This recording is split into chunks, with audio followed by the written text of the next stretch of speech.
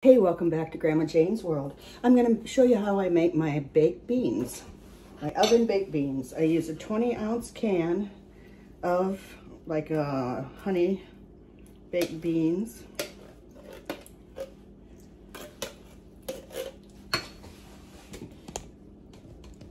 And this has always been, I watched Mom and she kind of did her own thing, and now I'm doing my own thing. But I'm trying to give you a few measurements so you know approximately how much of each ingredient to put in.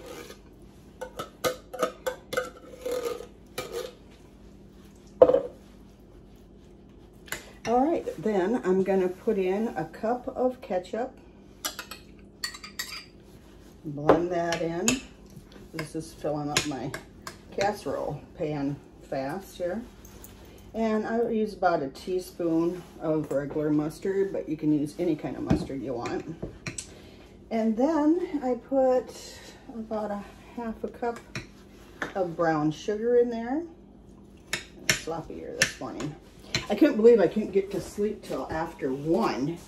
And I didn't get up till like 9. I was like, whoa, this is so unlike me.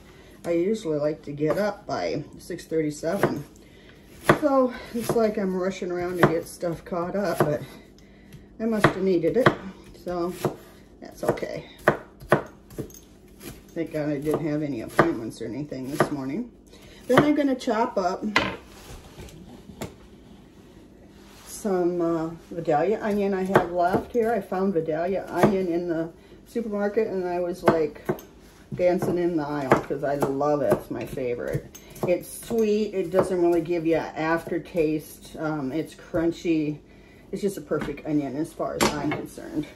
I always used red onion in the past, but I've turned to Vidalia since. And I'll just do like a quarter onion or however much you want in there.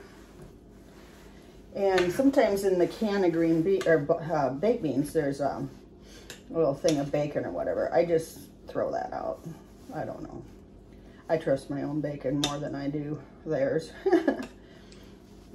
But these turn out so yummy and gooey and delicious. Now you can also add, if you want to, molasses. Add a little darker coloring and flavor if you want. I think the brown sugar and everything does a good enough job.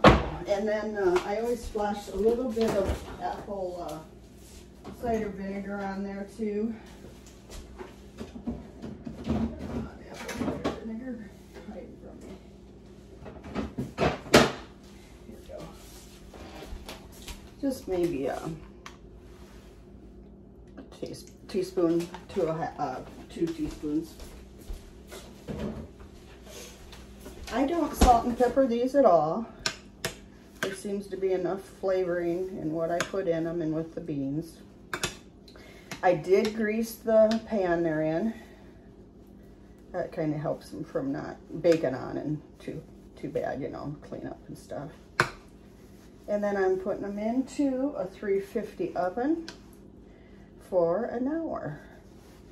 And we will be back to see those pulled out. They will be wonderful. Oh, and before I forget, the last thing I always do is drizzle some ketchup across the top. It just looks neat, and then it's baked on there. It's yummy. That's what I do. Very easy. Once you start doing it, you won't even have to look at a recipe.